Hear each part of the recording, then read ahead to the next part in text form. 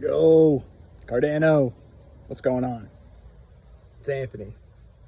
I wanted to start making some videos, so maybe I can help like newcomers along in this crypto space.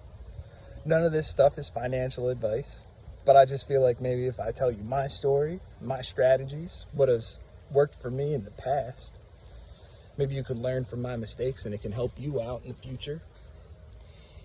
You know, because honestly, the hardest part is building your capital. Because if you're a guy like me, I mean, I work a full-time job that's, you know, above minimum wage, but with the cost of living, you know, I'd get paid and I'll pay my mortgage, pay my bills, buy the groceries and the pet food. And, you know, I might only have $50 to my name until my next paycheck, which could be days away. And I wanted to change that, you know?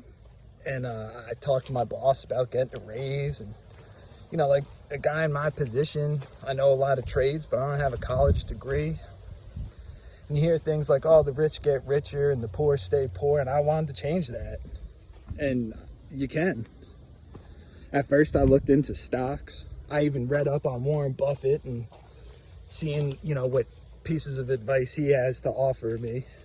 And honestly, he would tell you things like, oh, buy real estate or buy Berkshire Hathaway stocks. And, you know, a guy in my position just could never get ahead because I couldn't do something like that. Then I started researching crypto. And you realize, like, well, you could buy a fraction of a Bitcoin. Or, you know, when I first got into Cardano, it was just cents. So pennies on the dollar, and it goes a far way. So really, it's just important to know that, like, I would recommend getting into a routine as far as what you can afford. And like every paycheck, you know, allocate some money to your future, to your investments. And honestly, I started with just $25 a week. And I'm still poor. You know, these hands don't sell. I'm holding on to a bigger, brighter future. But it's easier said than it's done, you know? And well, look, I don't even own a computer. Here I am, we're out in the woods, picking raspberries. But you guys aren't watching for the raspberries. You want to know the good shit. So I also want to tell you that I'm not a Cardano maximalist. No. You never put all your eggs in one basket, or at least you shouldn't. It's not financial advice, but, you know, I personally am invested in at least 10 different cryptos. The number changes. Most of them are things within the Cardano ecosystem, like Ergo ERG and Singularity Net.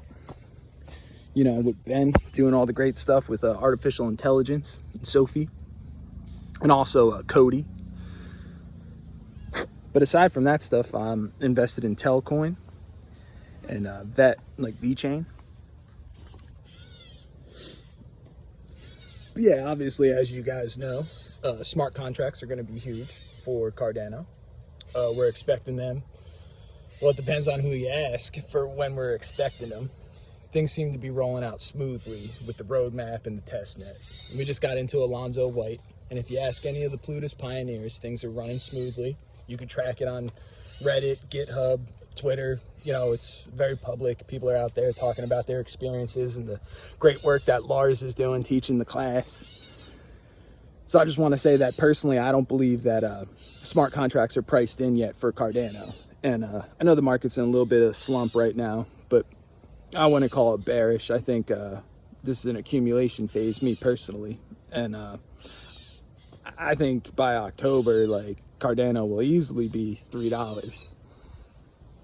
You know, that's just a hunch I got from what's going on. And, you know, once smart contracts are live and the ERC20 converter is really flowing, we're going to see a lot of things leave Ethereum to go to Cardano. There's companies out there like Singularity Net that are holding back from releasing things that they already have completed because it won't scale on Ethereum or transaction fees aren't predictable enough. So it's hard as a business owner to run your business or have a business model like that, where you can't determine what transaction fees may cost your users from day to day. Luckily, Cardano fixes all that. But, you know, there's other, like I said, there's other cryptos that I'm into, like VChain. And, you know, maybe I'll post some links and stuff with this. So, because the biggest part of crypto is doing your research, doing your own research. You know, I could point you guys where to look, but like, you got to use your two eyes and you got to look at it. You know what I mean? Thing about VChain that caught my eye. This is like over a year ago, but they announced they had a partnership with Bayer Pharmaceuticals. You know, the company that makes like aspirin, Tylenol and shit. And, you know, haters and naysayers will say, oh, it's just a supply chain. They're just like tracking inventory. You know, any blockchain could do that. And that's true.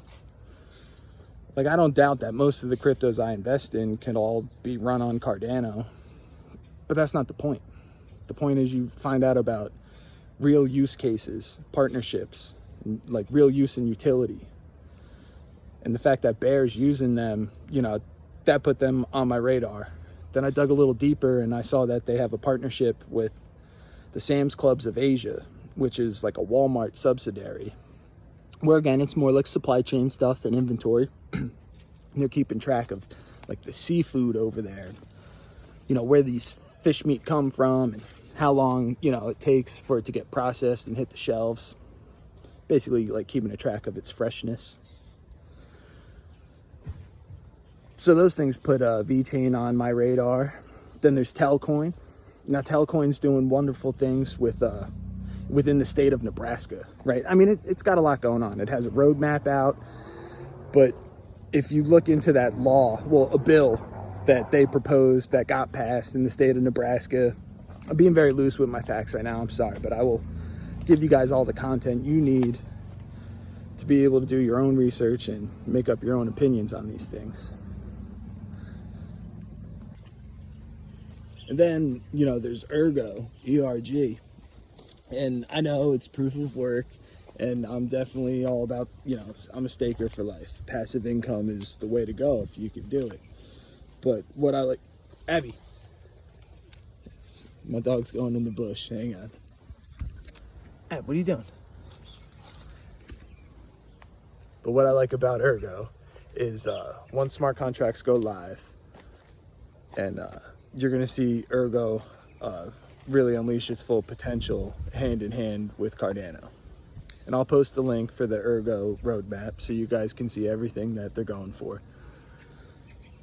You know, not financial advice, but I really like the tokenomics of Ergo and the current market cap. Because in my personal opinion, I think more money is going to flow into Ergo once it gets utilized on, you know, through Cardano. And as it moves up in market cap, you know, one coin can be worth a lot. Like, it has, you know, it's extremely far-fetched for Cardano to reach the price of, say, like $250 per coin. It can happen, and hey, I hope it will. But, you know, that's 10 trillion? I don't know. That's trillions. But for Ergo, you know, if it's in like the top 10, I'm pretty sure one coin is like $700 to $1,000. So for me, I think, you know, I was like, oh, that's a gamble. I'm a gambling guy, and I'll take a swing at that. But this has been episode 1 of Yo Cardano. I'll see you guys on the moon.